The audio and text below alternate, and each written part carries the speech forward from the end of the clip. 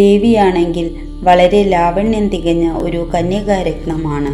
ദക്ഷ പ്രജാപതിയുടെ ഓമനപുത്രി. പോരെങ്കിൽ ശിവന്റെ തലയിലുള്ള ജടയുടെ ഇടയിൽ വെള്ളം കെട്ടി നിൽക്കുകയാണ്. ആ ചങ്ങാതിയുടെ ഭാര്യയായാൽ എങ്ങനെ അദ്ദേഹത്തിൻ്റെ കൂടെ താമസിക്കും? ഇങ്ങനെ പല ആക്ഷേപങ്ങളും ശിവനെപ്പറ്റി വൃദ്ധൻ സതിയോട് പറഞ്ഞു.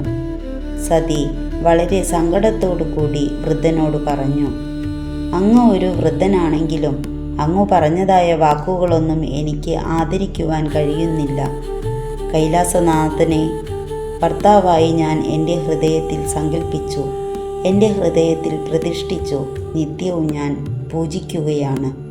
ഈ ജീവിതത്തിൽ കൈലാസനാഥനെയല്ലാതെ മറ്റൊരു ഭർത്താവും എനിക്ക് ആവശ്യമില്ല. എനിക്കതിനെ ഭാഗ്യമില്ലാതെ വന്നാൽ ഈ ജീവിതം ഞാൻ അദ്ദേഹത്തിനു വേണ്ടി ആഹൂതി ചെയ്യും. ശിവൻ സതിയുടെ നിഷ്കളങ്കമായ ഭക്തിയും സ്നേഹവും കണ്ടു സന്തുഷ്ടനായി വൃദ്ധവേഷം ഉപേക്ഷിച്ചു. തൻ്റെ സ്വന്തം രൂപം കൈക്കൊണ്ടു അവളുടെ മുൻപിൽ പ്രത്യക്ഷപ്പെട്ടു. സതിയോടായി അദ്ദേഹം അരുളി ചെയ്തു, പ്രിയേ, നീ സങ്കടപ്പെടേണ്ട. നീ സദാ മനസ്സിൽ ധ്യാനിക്കുന്ന ശിവൻ ഞാനാണ്. നിന്റെ ഭക്തിയും സ്നേഹവും പരീക്ഷിക്കുവാൻ വേണ്ടി ഞാൻ പല വേഷത്തിലും നിന്റെ മുൻപിൽ പ്രത്യക്ഷപ്പെട്ടു. നീ ഉത്തമ ഭക്തയാണെന്ന് എനിക്ക് മനസ്സിലായി. അതുകൊണ്ട് നീ എന്നും എൻ്റെ ആത്മവല്ലഭ തന്നെയാണ്. ആ സമയം ഭഗവാന്റെ വാഹനമായ കാള അവിടെ വന്നു. അദ്ദേഹം സതിയുടെ കൈ പിടിച്ച് കാളയുടെ പുറത്തിരുത്തി താനും കയറിയിരുന്നു.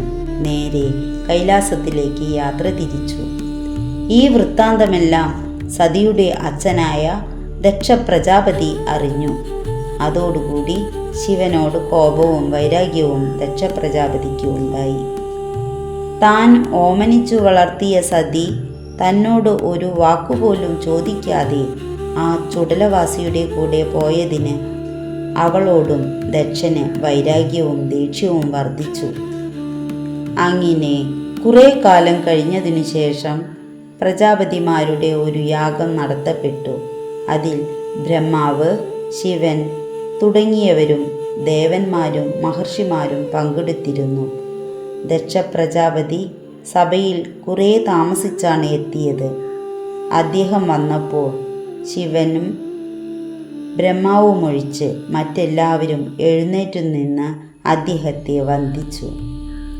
ബ്രഹ്മാവ് തൻ്റെ അച്ഛനായതുകൊണ്ട് എഴുന്നേറ്റു ബഹുമാനിക്കാത്തതിൽ ദക്ഷന് കോപം തോന്നിയില്ല.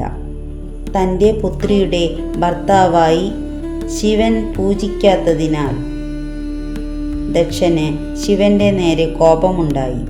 ആ നിറഞ്ഞ സദസ്സിൽ വെച്ച് അദ്ദേഹം ശിവനെ അപമാനിച്ചു. കുറേയധികം അസഭ്യവാക്കുകൾ ശിവന്റെ നേരെ പ്രയോഗിച്ചു. ശിവൻ ശാന്തനായി തന്നെ സഭയിൽ ഇരുന്നു. എങ്കിലും ശിവന്റെ ഭൃത്യന്മാരും ദക്ഷന്റെ അനുയായികളും തമ്മിൽ പരസ്പരം ശകാരവർഷങ്ങൾ ചൊരിഞ്ഞു. ഇതെല്ലാം കണ്ട് ശിവൻ തൻ്റെ അനുചരന്മാരോടൊപ്പം കൈലാസത്തിലേക്ക് തിരിച്ചുപോയി. തൻ്റെ നേർക്ക് ദക്ഷൻ കാട്ടിയ അപമാനത്തെക്കുറിച്ച് ഭഗവാൻ ചന്ദ്രചൂഡൻ സതിയോട് ഒന്നും പറഞ്ഞതുമില്ല. അങ്ങനെ കുറേ കാലം കഴിഞ്ഞപ്പോൾ ദക്ഷ പ്രജാപതി ശിവനെ അപമാനിക്കണമെന്ന ഉദ്ദേശത്തോടു കൂടി ഒരു യജ്ഞം തുടങ്ങി.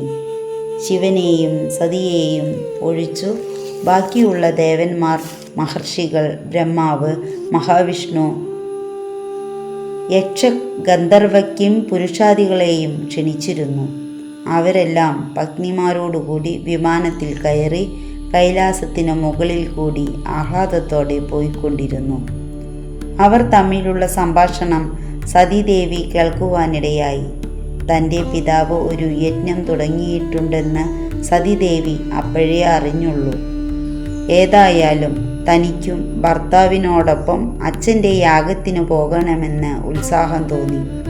പക്ഷേ പരമേശ്വരൻ സതീദേവിയെ ആ യാഗത്തിന് പോകരുതെന്ന് ഉപദേശിക്കുകയാണ് ഉണ്ടായത്. ദക്ഷൻ അഹങ്കാരം കൊണ്ടും വിദ്വേഷം കൊണ്ടും തുടങ്ങിയ യാഗമാണെന്നും ചന്ദ്രചൂഡൻ അരുളി ചെയ്തു. അവിടെ ക്ഷണിക്കാതെ പോയാൽ അപമാനിതരാകുമെന്നും ശിവൻ ഓർമ്മിപ്പിച്ചു.